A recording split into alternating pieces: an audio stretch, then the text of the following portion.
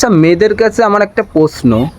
তোমরা যখন বয়ফ্রেন্ডের সাথে দেখা করতে যাও, সাথে একটা ওই লেজুর কেন নিয়ে যাও ভাই?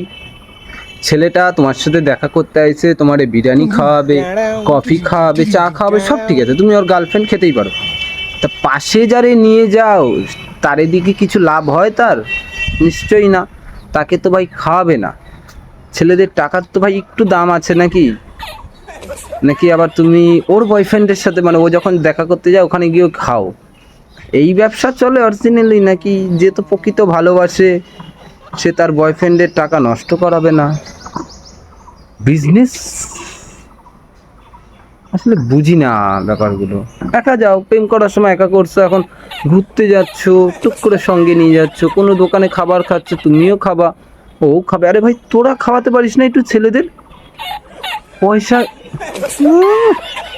ছেলেগুলো খাওয়াস না রে বাবু, বাবার টাকা ঝেড়ে। চুল দাড়ি কাটার টাকা থাকবে না, বাল পরে।